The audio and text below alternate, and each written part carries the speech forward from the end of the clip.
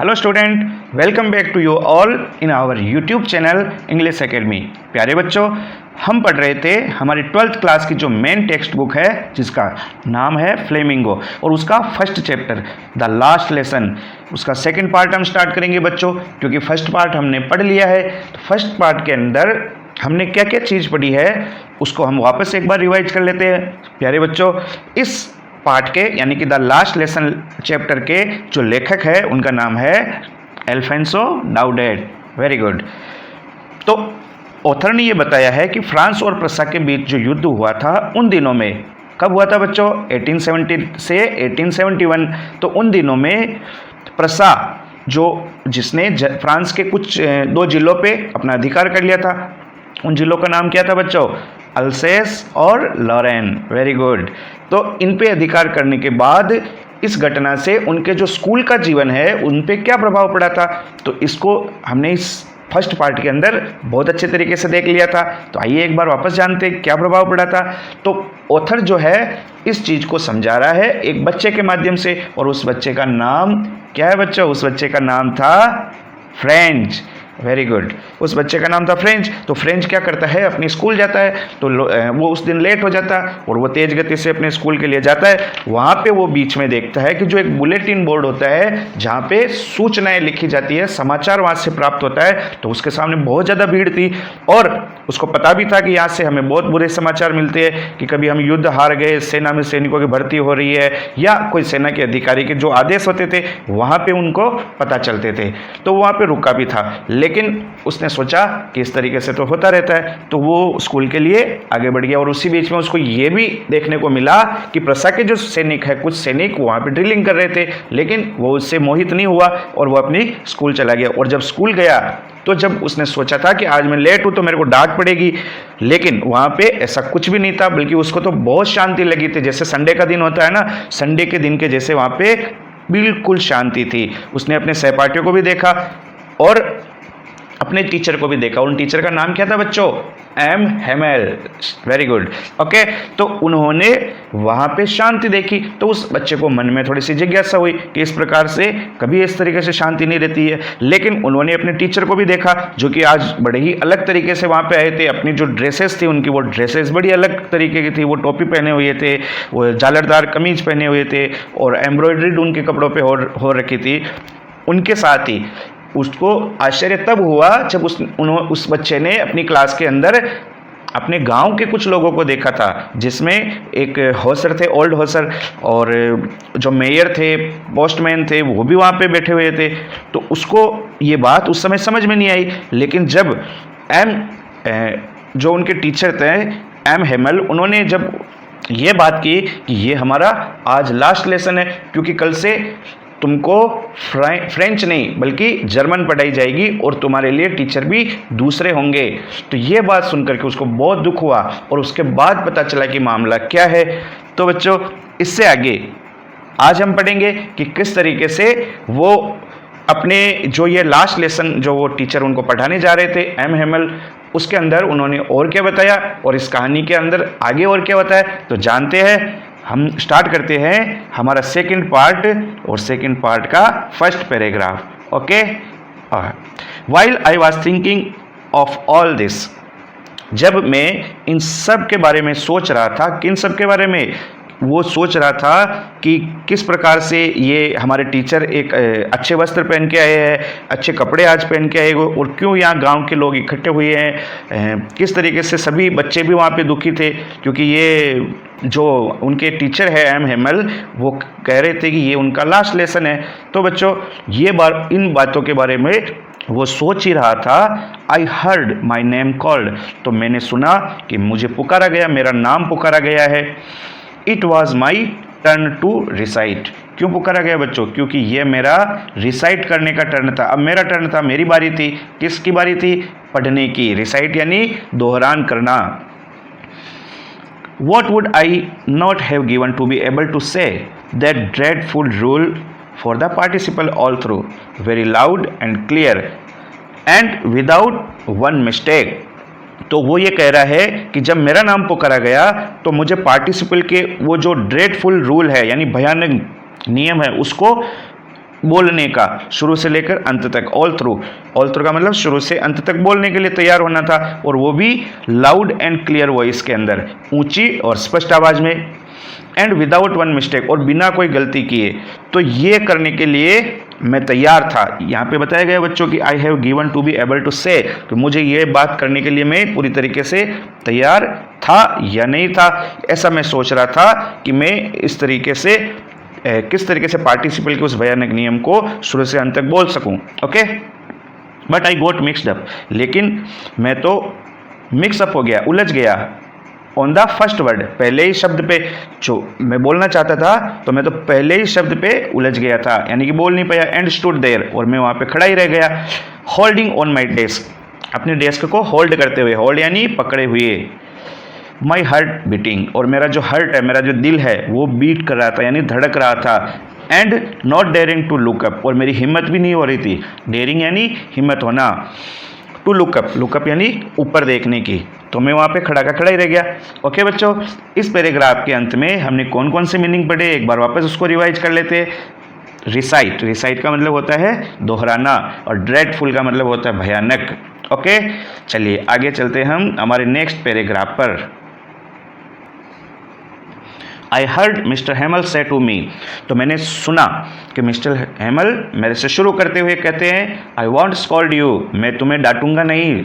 Scold का मतलब होता है फटकारना, डांटना। ओके, लिटिल फ्रेंच मैं तुम्हें डांटूंगा नहीं। You must feel bad enough, मुझे पता है तुम्हें भी बहुत बैड फील हो रहा होगा, बहुत बुरा लग रहा होगा। सी हाउ इट इज़, तो देखो बात ऐसी है, every day we have said to our self, कि प्रत्येक दिन, हर दिन हम अपने आप से कहते हैं, हम स्वयं से क्या कहते हैं, वाह I have plenty of time, ओ मेरे पास काफ़ी समय है। प्लेंटी ऑफ टाइम का मतलब हो गया बहुत समय है। I will learn it tomorrow, मैं इसे कल सीख लूँगा। जो भी हम पढ़ते हैं उसके बारे में हम क्या कहा करते थे कि मेरे पास तो बहुत टाइम, मैं इसे कल सीख लूँगा। And now you see where we have come out, और आज आप देखो, आप देख रहे हो कि हम कहाँ पे पहुँच चुके हैं, हम कहाँ आ गए हैं। Oh that's the great trouble with Alsace, ओह यही एल्सेस के साथ बड़ी परेशानी है। एल्सेस का मतलब हो गया उस सिटी की बात कर रहा हो कि सिटी के लोगों के साथ यही सबसे बड़ी ट्रबल है, परेशानी है। She puts of learning till tomorrow, कि वो क्या करते हैं, अपनी लर्निंग को, अपनी सीख को, अपनी पढ़ाई को कल पर छोड़ देते हैं। टुमारो मतलब कल, आने वाले कल पे छोड़ देते हैं, उसको स्थगित कर देते हैं। Now those fellow out there will have the right to say to you, तो बच्चों यहाँ पे ये बताया गया है कि अब जो वो बाहर के लोग यहाँ आएंगे तो वो आपको क्या कहेंगे, will have the right to say to you, तो वो अपने पास अपना अधिकार रहेंगे कि वो तुम्हें कुछ कह पाएंगे। हाउ इज इट, ऐसा क्यों है। You pretend to be Frenchman, तुम फ्रांसीसी होने का प्रिटेंड करते हो। प्रिटेंड का मतलब होता है दिखावा करना, दावा करना। And yet you can nether speak nor right, और अभी तक तुम न तो बोल सकते हो और न लिख सकते हो, यानी कि तुमने कुछ भी नहीं सीखा अभी तक। Okay, neither speak nor write your own language, तुम्हारी खुद की जो लैंग्वेज है उसे न तो तुम बोल सकते हो और न लिख सकते हो। But you are not the worst, लेकिन तुम इतने बुरे नहीं हो। वर्स्ट का मतलब हो गया बुरे। पुअर लिटिल फ्रेंच को कहा इसने, छोटे से बच्चे। We have all great deal of reproach our self with, तो हमारे पास स्वयं को रेप्रोच करने के भी बहुत सारे तरीके हैं, बहुत सारे कारण है।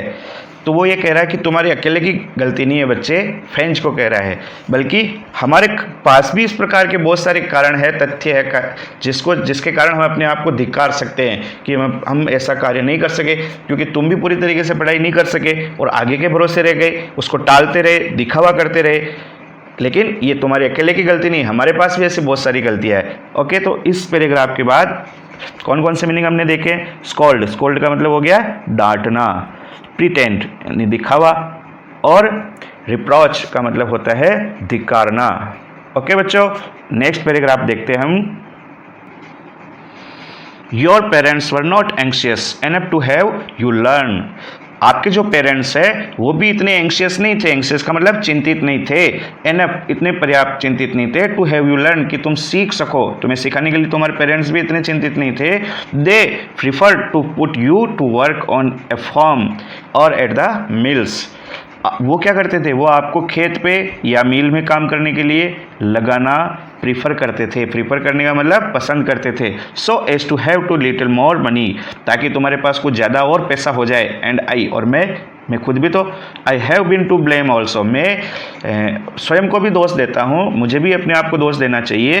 Have I not often sent you to water my flower instead of learning your lessons, क्या मैंने तुमको नहीं भेजा है क्या करने के लिए, sent you water my flower, मेरे फूलों को पानी पिलाने के लिए, पानी सींचने के लिए, क्या मैंने नहीं भेजा है।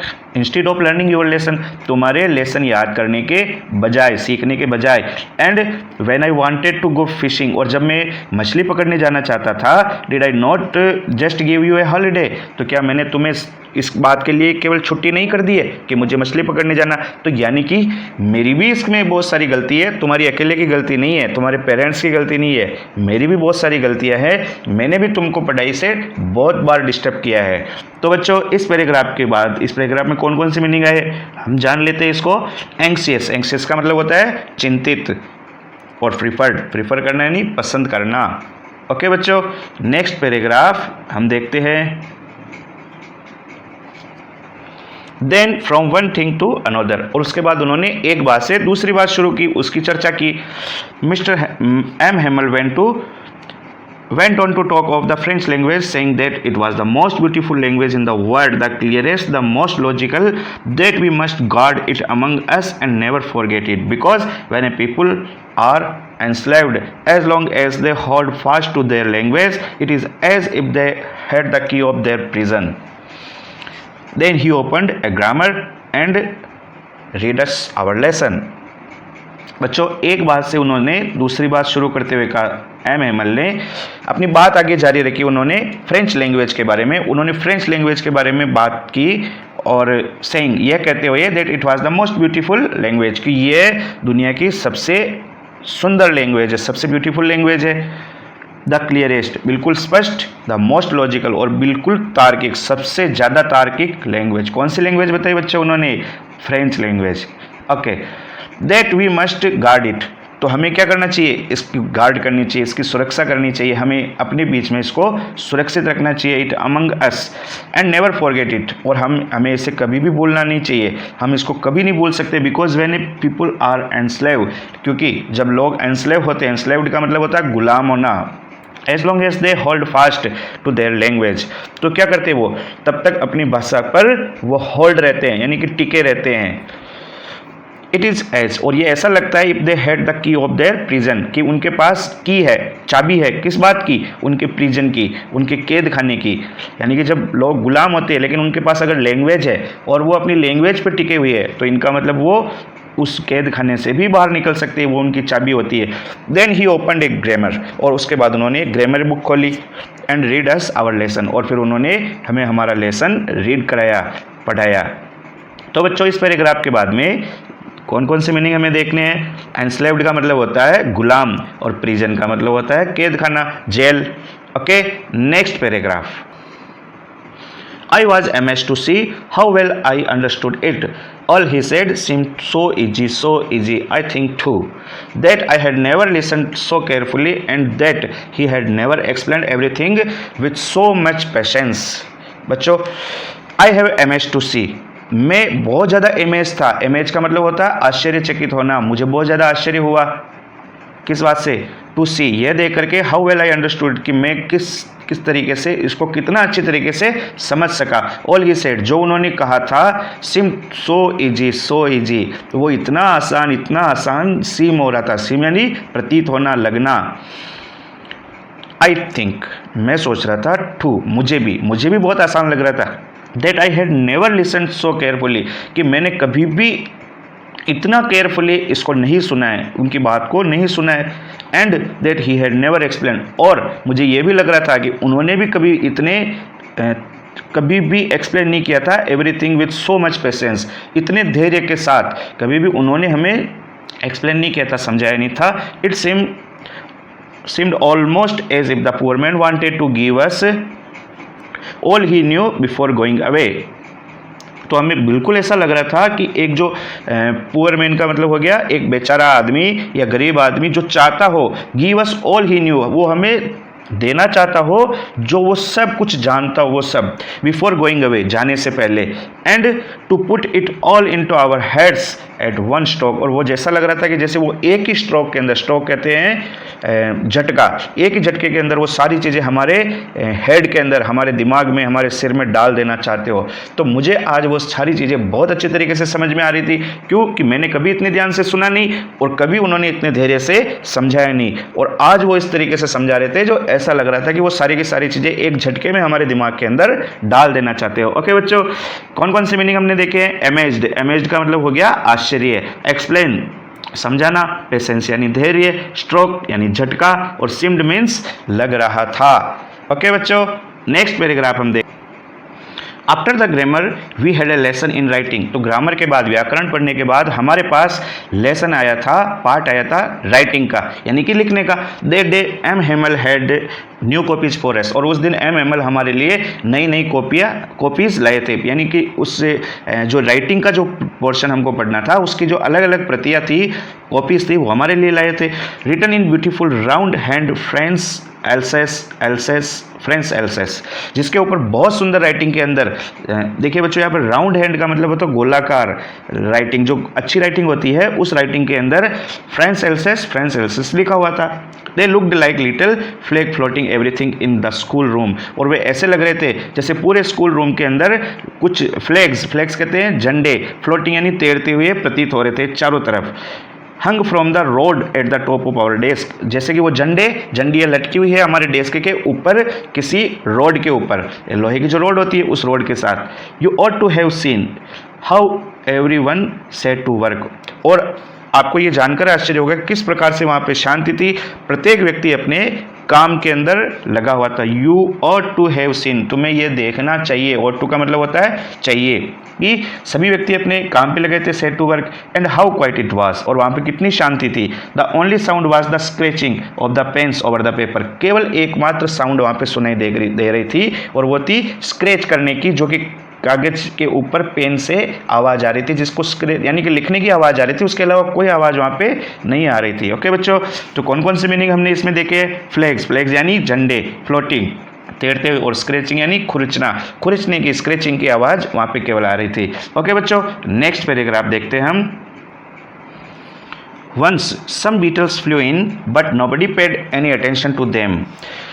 एक बार कुछ बीटल्स भी वहाँ पे अंदर की तरफ उड़ते हुए आ गए। बीटल्स का मतलब होता है भंवरे जो होते हैं वो भी अंदर की तरफ उड़ के आए। But nobody paid any attention, लेकिन किसी ने भी इसकी तरफ कोई ध्यान नहीं दिया।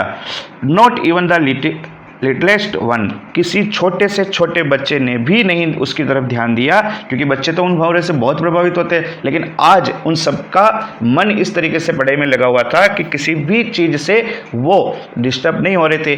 भंवरे जो थे उनकी तरफ छोटे से छोटे बच्चे ने भी कोई ध्यान नहीं दिया था। Who worked right on tracing their fish hooks, जो कि लगे हुए थे ट्रेस करने में। ट्रेस करने का मतलब अपनी जो राइटिंग बुक है उस बुक के अंदर वो बनाने में लगे हुए थे क्या? देयर फिश हुक्स, मछली पकड़ने के जो कांटे हैं उनके चित्र बनाने में वो व्यस्त थे। If that was French too, और ऐसे वो मछली पकड़ने के कांटे के चित्र बना रहे थे जैसे ये भी कोई फ्रेंच भाषा में हो। On the roof the pigeons cooed very low, और छत की तरफ, ऊपर की तरफ क्या हो रहा था? कुछ कबूतर थे जो धीमे स्वर में क्या कर रहे थे? कूड कर रहे थे, गुटरगू कर रहे थे। And I thought to myself, और मैंने अपने आप में ही सोचा, मैंने अपने मन में ही सोचा, will they make them sing in German, क्या वो इनको भी जर्मन भाषा में गाने के लिए कहेंगे? इवन द पिजन, यहाँ तक कि इन कबूतरों को भी क्या वो जर्मन भाषा में गाने के लिए कहेंगे? बच्चों यहाँ पे वो जो आने वाले जो टीचर है जो उनको जर्मन पढ़ाएंगे वो उनका व्यंग्यात्मक तरीके से बात कर रहा है कि कबूतर तो अपनी लैंग्वेज बोलते, क्या वो इनको भी जर्मन सिखाएंगे? ओके बच्चों, तो इस पैराग्राफ में हमने मीनिंग पढ़े हैं बीटल्स का मतलब भौरे या व्रिंग। ट्रेसिंग का मतलब पता लगाना या ट्रेस करना या कुछ चित्र बनाना, और पिजन का मतलब होता है कबूतर। ओके, नेक्स्ट पैराग्राफ हमारा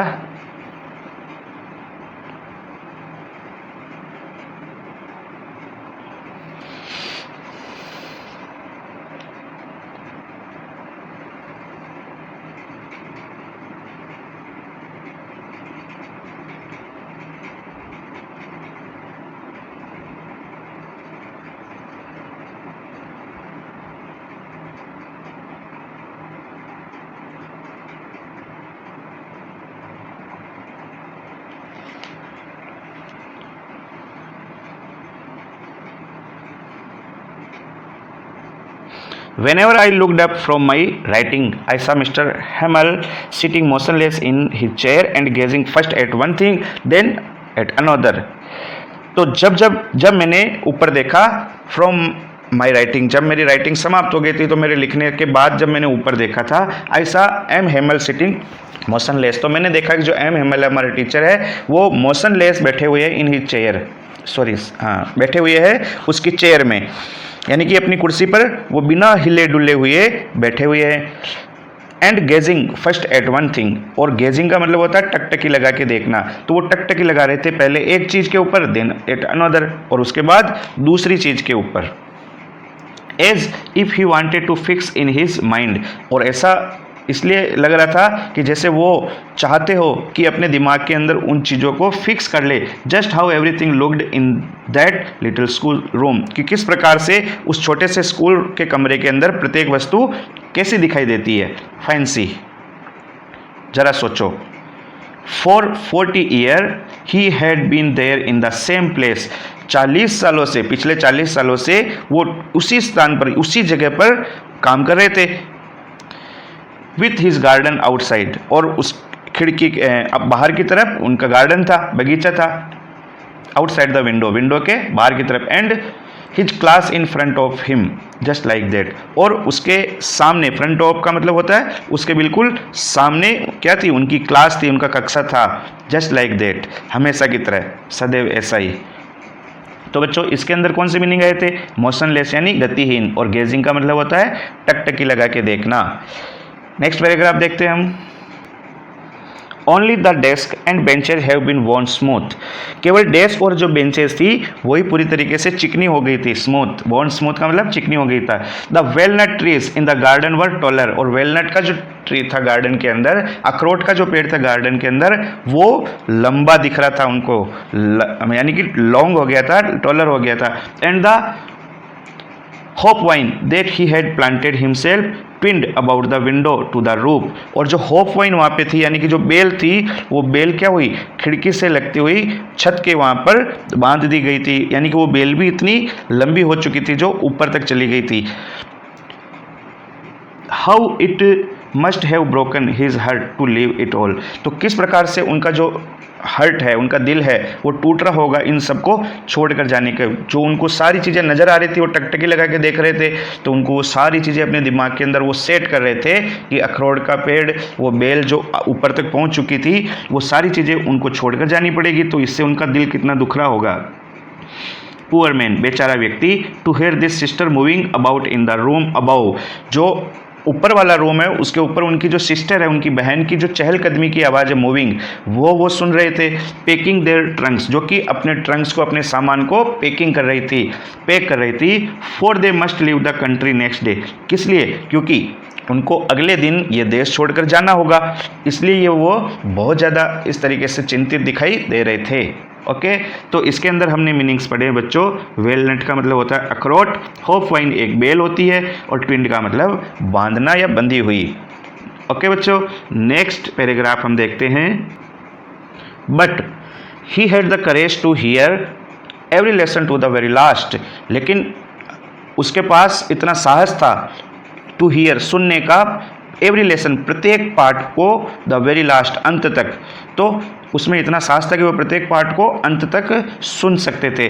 आफ्टर द राइटिंग, लिखने के बाद, यानी कि लेखन का जो, लिखने का जो, राइटिंग का जो हमारा सेशन हुआ था, उसके बाद we had a lesson in history, हमने इतिहास का पार्ट पढ़ा।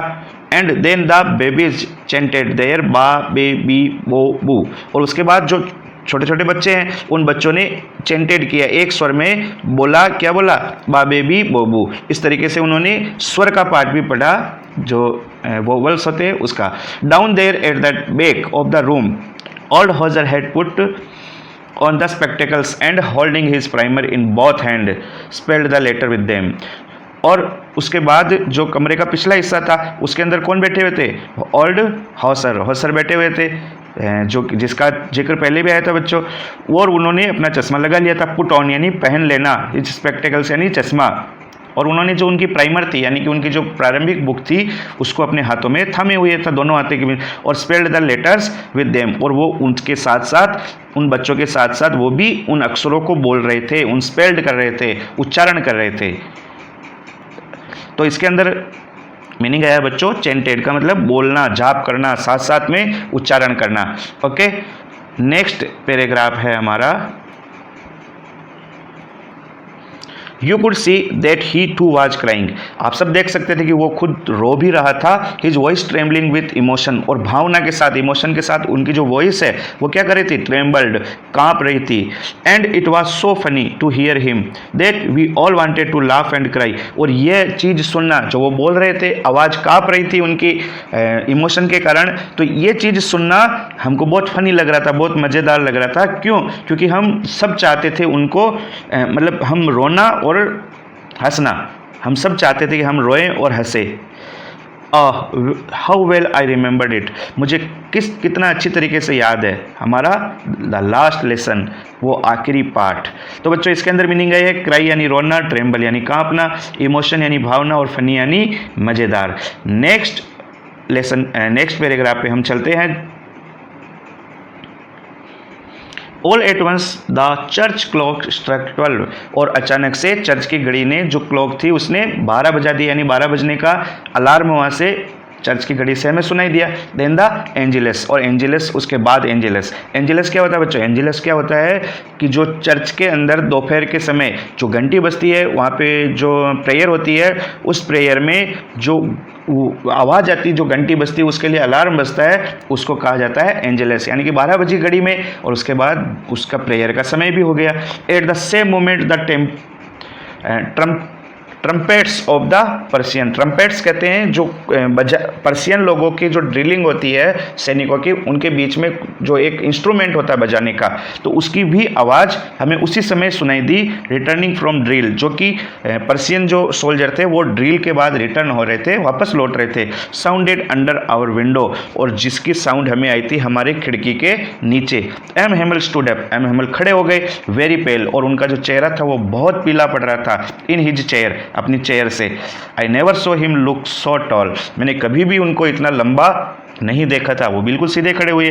माई फ्रेंड्स सेड ही, उन्होंने कहा प्यारे दोस्तों, आई बट समथिंग चॉक्ड हिम, और वो इतना ही बोल पाए मैं, और उसके बाद किसी चीज़ ने उनको चौक कर दिया, यानी कि उनकी आवाज़ अवरुद्ध हो गई। क्यों? क्योंकि वो भावुक हो गए थे। He could not go on, और वो इससे आगे नहीं बोल पाए।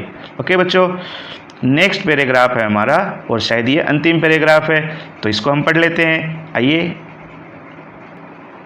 Then he turn to the black board, took a piece of chalk and bearing on with all his might he wrote as a large as he could, why love friends. तो उसके बाद उन्होंने क्या किया, ब्लैक बोर्ड की तरफ अपना मुंह किया, टर्न हुए वो उसकी तरफ मुड़े। टू के पीस ऑफ चौक, एक चौक का टुकड़ा लिया। And bearing on with all his might, और उन्होंने अपनी पूरी ताकत लगा करके वहाँ पे लिखना शुरू किया, पूरी शक्ति लगा करके उन्होंने लिखा। क्या लिखा बच्चों? Wrote as large as he could, और वो इतना बड़ा लिखा जितना वो लिख सकते थे। वो लव फ्रांस, फ्रांस जिंदाबाद। देन ही स्टॉप्ड, उसके बाद वो रुक गए। And leaned his head against the wall, और उन्होंने अपना सिर सटा दिया, लगा दिया, झुका दिया दीवार के सहारे। एंड विदाउट ए वर्ड, और बिना कोई शब्द बोले, ही मेड ए गेस्चर, उन्होंने सिर्फ इशारा किया। गेस्चर का मतलब होता है बच्चों इशारा। To us with his hand, अपने हाथ से, वो कुछ भी नहीं बोले और हमें केवल अपने हाथ से क्या इशारा किया, school is dismissed you may go, school की छुट्टी हो गई है, तुम लोग जा सकते हो। तो यहाँ पे हमने इस पैराग्राफ में मीनिंग पढ़ा है लीन्ड, और गेस्चर का मतलब होता है इशारा करना, लींडियन का मतलब होता है झुकना, सट जाना, दीवार के सहारे सट गया था।